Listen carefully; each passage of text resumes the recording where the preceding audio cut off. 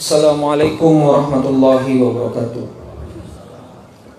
Innal hamdalillah nahmaduhu wa nasta'inuhu wa nastaghfiruh wa na'udzu billahi min syururi anfusina wa min sayyiati a'malina. May yahdihillahu fala mudilla lahu wa yudlil fala hadiya lahu. Asyhadu an la ilaha illallah wa asyhadu anna Muhammadan abduhu wa rasuluh la nabiyya ba'dah. Allahu akbar, Allahu akbar, Allahu akbar, Allahu akbar, Allahu akbar, Allahu akbar, Allahu akbar, Allahu akbar, Allahu akbar, walillahil hamd. Ittaqullaha haqqa tuqatih wa la tamutunna illa wa antum muslimin. Jamaah salat Id Komplek Kolam Permain dimulakan oleh Allah Subhanahu wa taala. Kita bersyukur kepada Allah Subhanahu wa taala pada kesempatan kali ini Allah Subhanahu wa taala masih memberikan kita karunia berupa kesehatan, karunia berupa kesempatan untuk kemudian melaksanakan ibadah dalam keadaan sehat walafiat, berkumpul dengan keluarga yang tercinta, dan diberikan kesempatan untuk menikmati bulan suci Ramadan dalam keadaan penuh 30 hari sehat walafiat. Alhamdulillahirabbil alamin. Semoga Allah Subhanahu wa taala menerima amal Ramadan kita, menerima puasa kita, menerima salat kita, dan juga semoga Allah Subhanahu wa taala menyampaikan kita 11 bulan ke depan sehingga kita bisa bertemu lagi dengan Ramadan tahun depan insyaallah. Amin. Jamaah sekalian, kalau kita berbicara tentang salat Idul Fitri, maka acuan dari ayat Al-Quran itu berada pada surah Ar-Rum, surah ke-30 ayat 30. Kalau Allah Ta'ala fil kitabil karim, fa'aqim wajhaka lid-dini hanifa fitratallahi allati fataran nas 'alaiha la tabdila li khalqillah dzalikat dinul qayyim walakinna aktsaran nasi la ya'lamun. Jadi di ayat ini disebutkan bahwa manusia itu diciptakan menurut fitrah, dan fitrah itu adalah Islam. Maka fa'aqim wajhaka lid-dini hanifa, hadapkanlah wajahmu pada agama ini, karena agama ini fitrah. Apa itu fitrah? Jadi fitrah ini, kalau misalnya dalam pendekatan teknologi, kalau kita punya gadget, kita punya HP smartphone, fitrah ini adalah setting default operational system dari hidup manusia. Jadi fitrah itu setting dasar manusia. Manusia itu suka akan keteraturan. Manusia itu suka akan kehidupan sosial yang tertata. Maka begitulah Islam. Islam mengatur itu. Contoh misalnya, perbedaan antara zina dan nikah itu sebetulnya hanya berbeda pada akad ijab qabul saja. Ada wali, ada saksi, ada mempelai, kemudian ada mahar, jadi pernikahan. Aktivitas pasca nikah sama, hubungan badan. Tapi hubungan badan sebelum akad ijab qabul itu dan setelah akad ijab qabul itu memiliki dua dimensi yang sangat jauh berbeda. Yang satunya zina, diancam betul-betul luar biasa, innahu kana fahisyah wa sa'a sabila, dan yang setelahnya ibadah. Padahal hanya diikat dengan akad saja. Tapi akad ijab qabul ini, jamaah sekalian, dia adalah struktur pranata sosial yang harus memang dilalui oleh manusia. Negara-negara yang maju yang kemudian mengatakan nikah dan kemudian juga tinggal satu rumah sama saja, negara-negara maju ini banyak sekali sekarang yang melakukan tinggal bareng tanpa pernikahan. Akhirnya pranata sosialnya rusak. Banyak single parent karena tidak jelas akadnya, tidak jelas ijab qabulnya. Maka dari itu hampir semua negara maju ini mengalami degradasi populasi yang luar biasa, karena seorang wanita takut punya anak, takut kalau misalnya pasangan prianya tinggal tiba-tiba atau pergi tiba-tiba.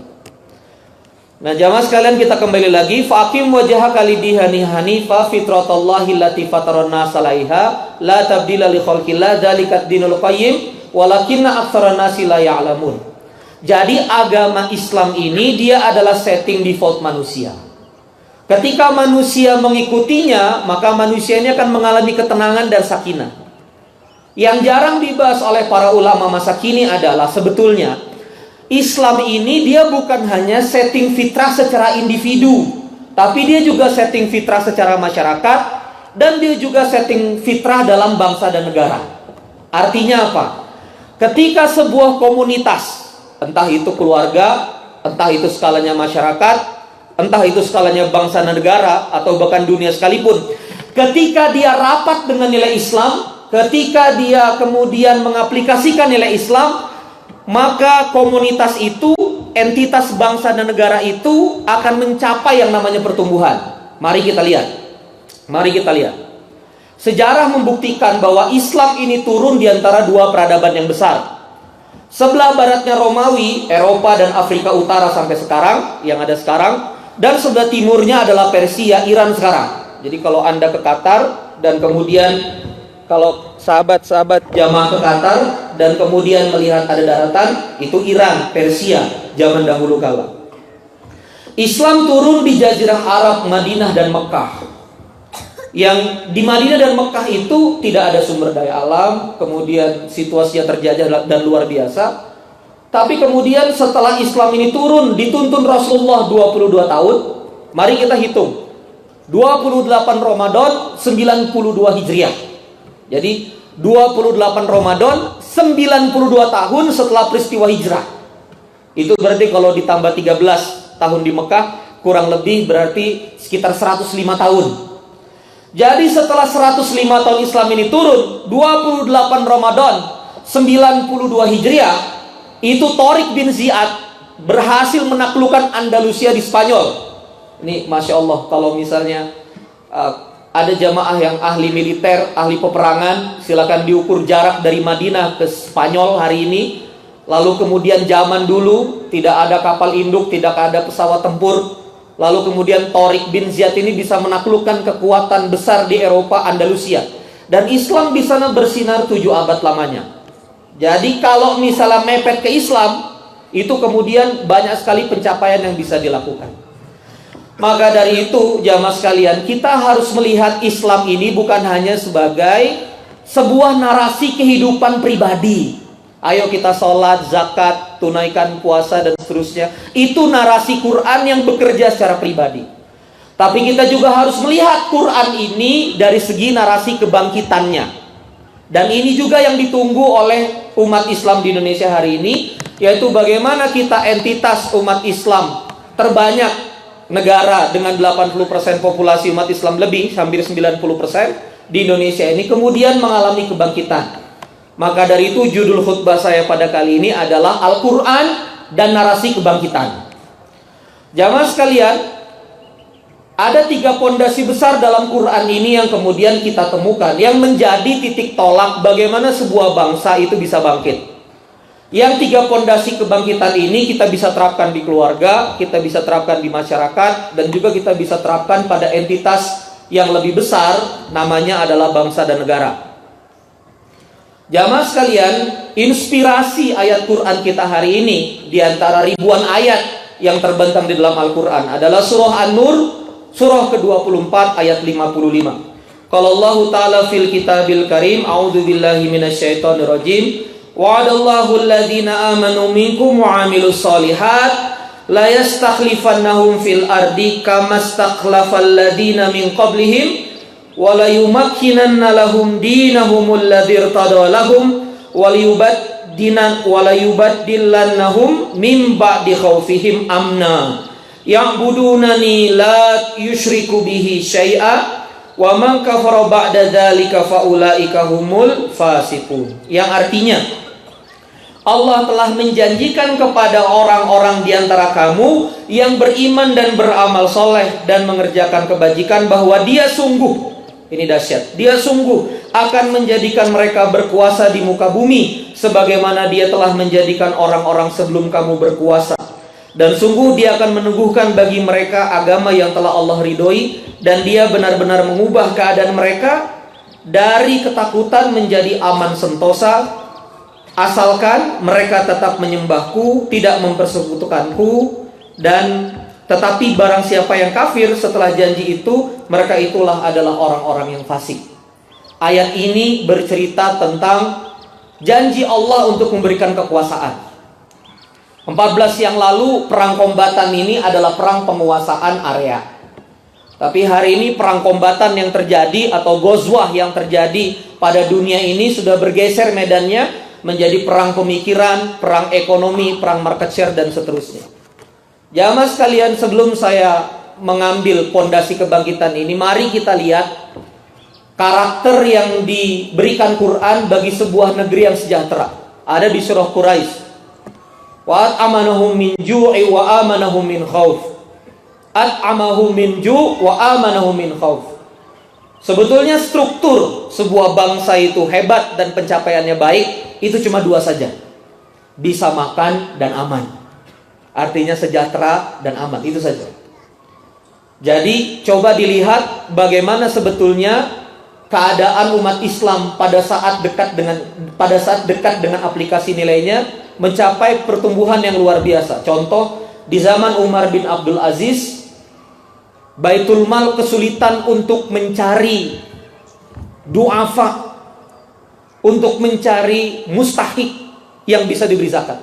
Sampai akhirnya keluar regulasi di zaman Khalifah Umar bin Abdul Aziz, barang siapa anak muda yang mau nikah, kita sediakan modal, kita sediakan lahan, kita sediakan rumah, kita sediakan ongkos untuk walimah. Nah, ini kalau ada di Indonesia ini rame ini, ya. Bisa 10 juta jomblo terselamatkan, ya kan? Nah, ini zaman Khalifah Umar bin Abdul Aziz luar biasa.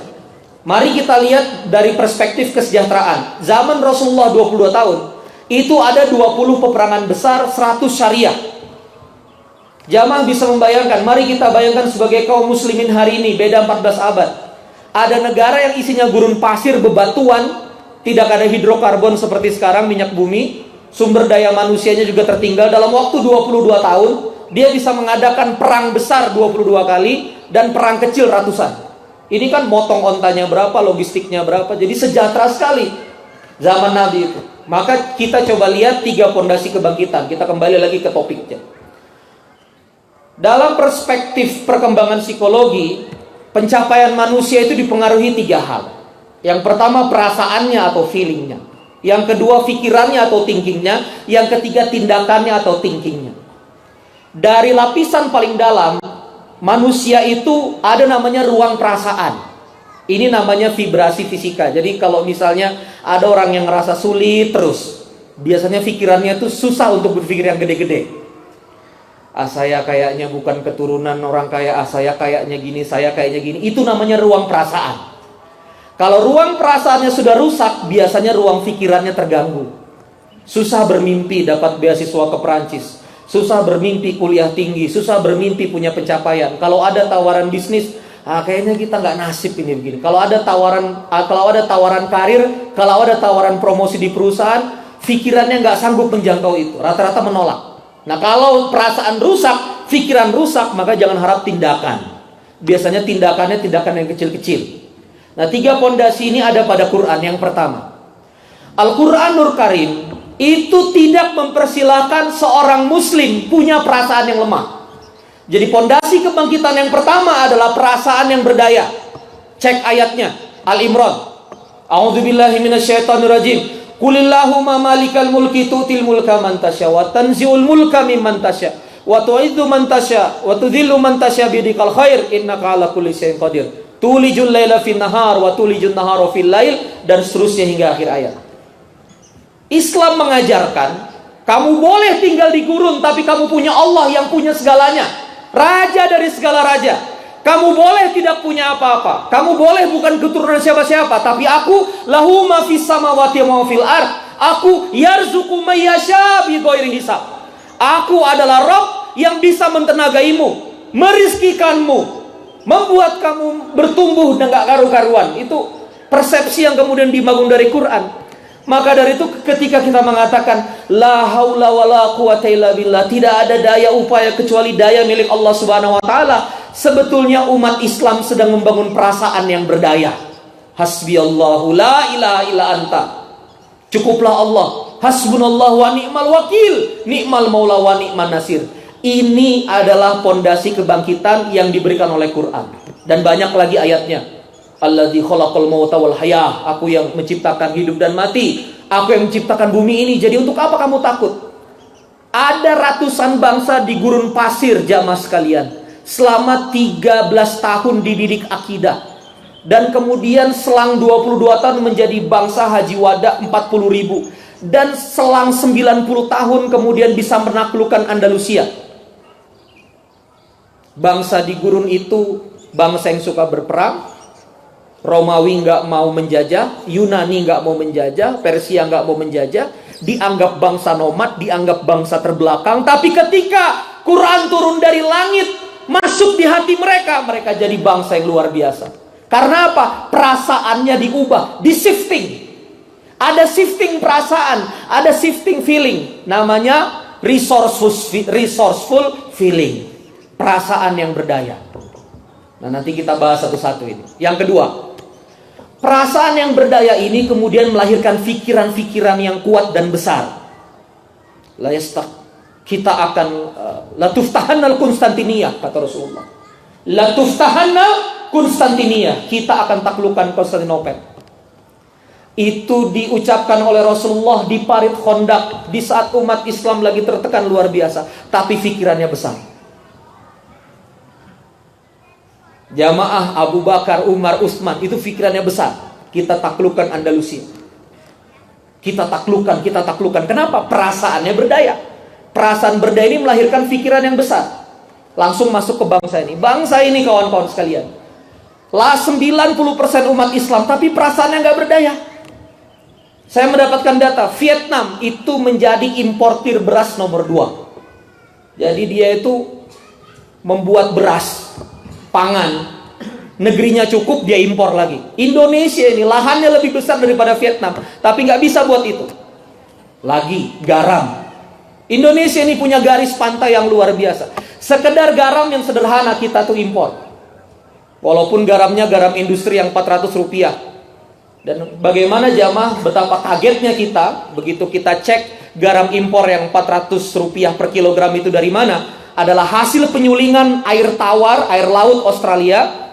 Tawasnya itu lalu kemudian ada sisa limbah garamnya, itu yang kemudian diimpor ke kita untuk industri. Padahal kita punya laut ini sungguh luar biasa panjangnya. Karena apa? Perasaan gak berdaya. Kalau kita ke Korea Selatan, kita ketemu mobil Hyundai. Kalau kita ke Jepang, kita ketemu mobil Toyota. Mereka nggak mau pakai yang lain. Kalau kita ke Malaysia, kita lihat mobilnya Proton. Kita ke Indonesia, kita ini negeri yang besar, tapi nggak pernah punya mimpi punya mobil nasional sendiri.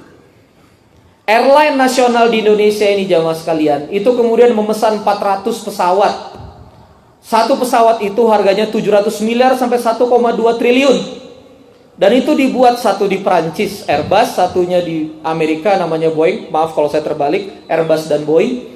Dan kita nggak pernah punya pikiran untuk punya pesawat sendiri. Pernah punya pemikiran itu, tapi kemudian pemikiran itu dikubur mendalam. Coba perhatikan ini, perasaan yang berdaya, kefikiran. Nah begitu pikiran yang besar, pondasi ketiga dari narasi Quran kebangkitan ini berbicara tentang tindakan yang hebat. Di mana tindakannya? Beribadahlah kamu, berjihadlah kamu walaupun kamu berat. Dan kemudian mari kita lihat turunan dari Quran yang dijabarkan oleh Rasulullah SAW. Berlakulah kamu ihsan. Di Quran, kalau habis satu kegiatan, kamu masuk ke kegiatan yang lain. Kalau kamu berjihad, sungguh-sungguh. Mari kita lihat sejarahnya, jamaah sekalian. 825 tahun setelah hadis Latuftahanna Konstantinia, seorang anak muda usia 21 tahun yang dididik sama ayahnya dari umur 9 tahun, Muhammad Al-Fatih, kemudian bisa menaklukkan benteng terkuat di dunia, militer terkuat di dunia, 3 lapis bentengnya, selama percobaan peperangan hampir 50 hari, dan takluk di 1543 Masehi. 1453 Masehi, mohon maaf.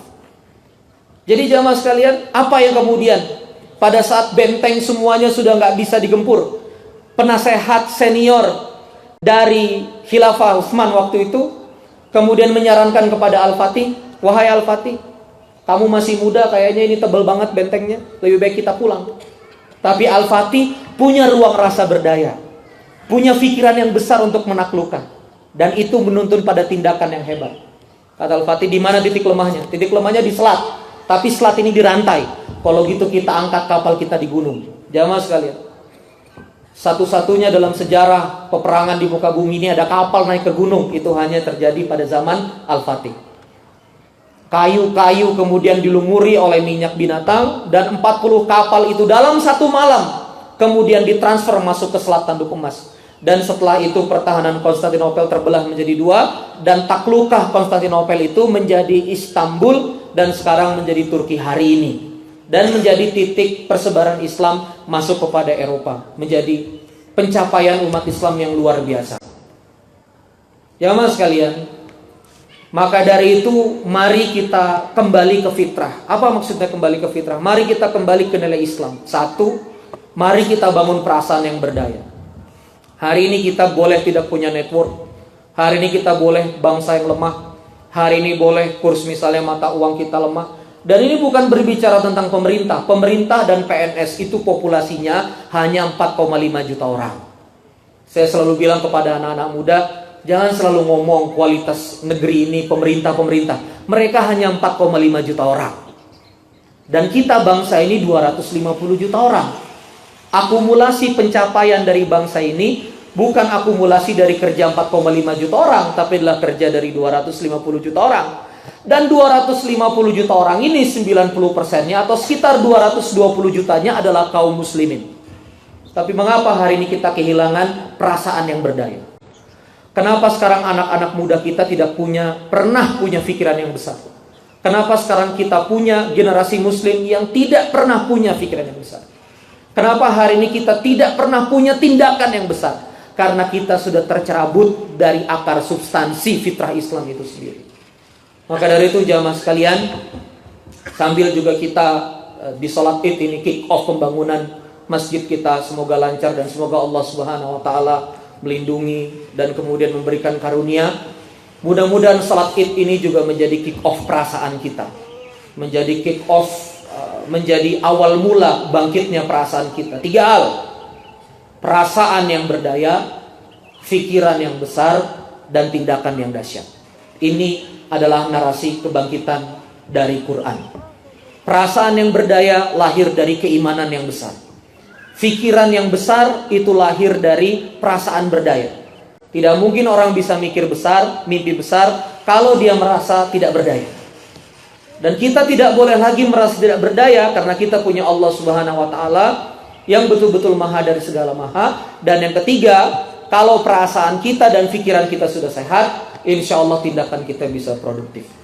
Itu yang bisa saya sampaikan. Mari kita menundukkan hati-hati kita, berdoa kepada Allah Subhanahu wa taala, mengharapkan ridhonya, dan semoga Allah Subhanahu wa taala menghadirkan bangsa yang kuat, bangsa yang hebat, bangsa yang dengan kekuatan ekonomi bisa memimpin dunia, bangsa yang kemudian bisa punya wibawa, kaum muslimin yang besar yang kemudian bisa membela kaum muslimin yang lain. Allahumma ighfir lil muslimina wal muslimat wal mu'minina wal mu'minat al ahya'i minhum wal amwat innaka sami'un qaribun mujibu da'wat ya qadiyal hajat. Allahumma inna nas'aluka salamatan fid dinina wa afiyatan fil jasadina wa ziyadatan fil ilmina wa barakatan fil rizqina wa taubatan qabla al mautina wa rahmatan indal mautina wa maghfiratan ba'dal mautina. Allahumma hawin alaina fi sakaratil mautina wan najata minan nar wal afwan dal hisab. Ya Allah, ya Allah, karuniakan kami diterimanya amal Ramadan, amin. Ya Allah, taqabbal minna salatana wa siyamana wa ruku'ana ya Allah wa du'ana. Ya Allah, terimalah ya Allah semua amal kami, ruku kami, saum kami, qiyamul lail kami, tilawah kami. Allahumma shalli ala sayyidina Muhammad. Ya Allah, karuniakan ampunan bagi diri kami ya Allah. Karuniakan ya Allah rahmah bagi diri kami, berkah bagi diri kami. Karuniakan 11 bulan ke depan adalah bulan-bulan seperti Ramadan. Ya Allah, jangan pisahkan dengan qiyamul lail, jangan pisahkan ya Allah dengan Quran, jangan pisahkan ya Allah dengan doa dan munajat kepadamu. Allahumma shalli ala sayyidina Muhammad. Ya Allah, karuniakanlah ya Allah komplek Palem Permai ini menjadi salah satu komplek yang Kau cintai, menjadi salah satu pemukiman yang Kau berkahi, yang menjadi asbab lahirnya generasi yang baik, generasi penghafal Quran, generasi yang baik. Sehatkan ya Allah penghuninya, siapapun yang ada di dalamnya. Allahumma shalli ala sayyidina Muhammad wa ala sayyidina Muhammad. Ya Allah, karuniakan keberkahan dan rahmat bagi pembangunan Masjid At-Taubah. Karuniakan ya Allah menjadi tempat yang Kau berkahi, yang Kau ridhoi, yang dimana kami salat bisa tenang dan kemudian bisa mendapatkan getaran-getaran kebaikan, getaran-getaran hidayah, getaran-getaran rahmah. Rabbana hablana min azwajina wa dzurriyyatina qurrata a'yun waj'alna lil muttaqina imama. Rabbana la tuzigh qulubana ba'da idh hadaitana wa hab lana min ladunka rahmah innaka antal wahhab. Rabbana atina fid dunya hasanah wa fil akhirati hasanah wa qina adzabannar. Wassalamualaikum warahmatullahi wabarakatuh.